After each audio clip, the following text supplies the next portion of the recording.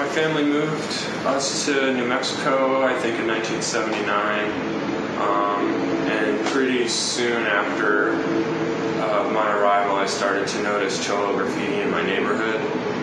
And I can remember specifically my mother saying, if you see writing like that on walls, you shouldn't be in that neighborhood. And that was certainly my initial introduction to real graffiti. And then soon after, the hip-hop explosion kind of jumped off with breakdancing movies, and I started to see a lot of hip-hop graffiti around as well. That was probably 84, 85, I would say. As an early teenager, I had shown interest in the Giant-Handstyles, stuff like that, and I remember seeing Teen Angels magazines around. Some of my Latino and Mexican friends had them, but because I was kind of a white boy heavy metal kid, they didn't really want me to see it or want me to understand it. So they hid that stuff from me for a long time. And it wasn't until I was a graffiti writer, and even a pretty well-known graffiti writer, and had proved myself somewhat on the street, that some of my fellow writer friends who had experience with cholo fonts and things from their involvement in gangs when they were younger, they finally passed that information on to me.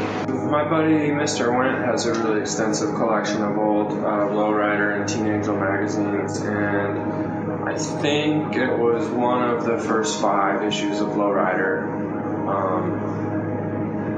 There was I think it's the contents page. They had written out all the different sections by hand, and that's where I grabbed that Lowrider font from. It was just one of the only handwritten things like that I had seen, and it was also a really particular different style. I think it was from the 70s, if I remember correctly. I'm not sure when Lowrider magazine started, but it was around then.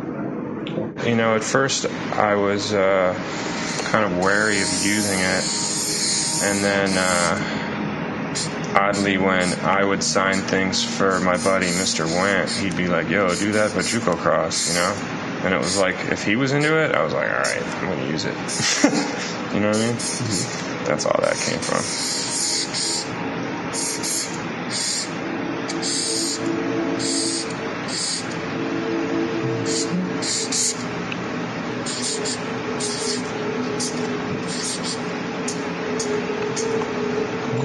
From what I understand, I'll just do a little one. Constafos, it kind of literally translates to with safety or with security, but it also kind of means that if you mess with me, you're messing with my whole gang. So typically there would be, let's say, a roll call of all of the gang name at the top, and then all the members in the gang, and then at the bottom it would have a CS, and that just meant that if you messed with anybody here, you're messing with all of them. And also that they could write the name of the gang and everybody's names real legibly with security. So it was like, we're doing this and like, fuck you, or EK as they would say, you know, like, what? You know, as a bravado thing. And then they would just add little, whatever, you know, just stuff. Let me see. Well, I think in this case the pluses far outweigh the minuses.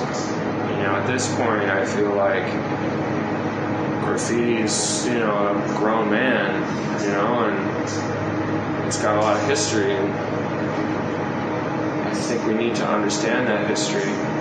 And from what I see on the streets these days, I think a lot of, you know, graffiti writers, obviously, who are using a lot of fonts, but also graphic designers and things too, it's getting a little,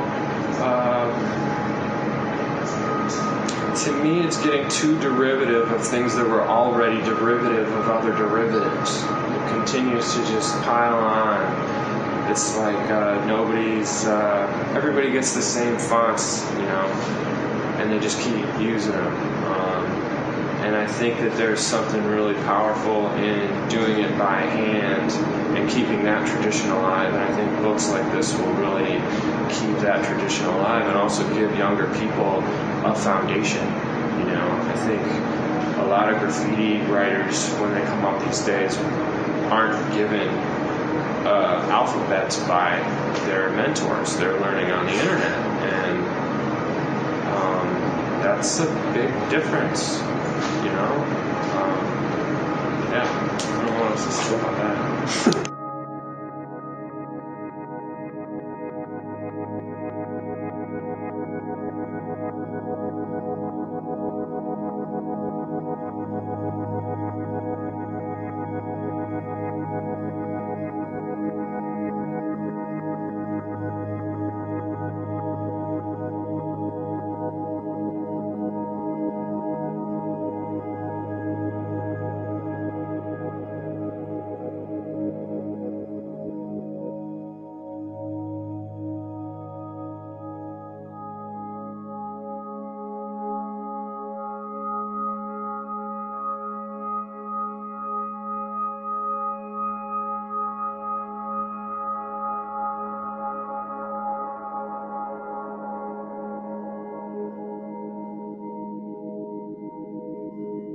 Flipping the script. Oh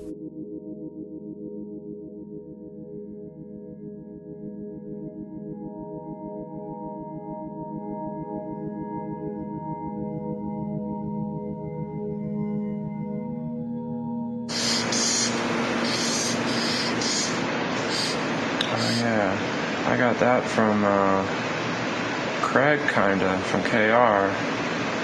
I used to do it like this. That's right, the E was different. When I first moved to San Francisco, this was the one I did on everything. And then I had that E like that. And sometimes I would even do that. I ran that one for years. And I would do a little halo sometimes. The little things. Maybe an arrow. I forget how that happened. Maybe it was how he wrote out a KR1 one time. I forget, man. Yeah, something. Wish I could think of different ones now.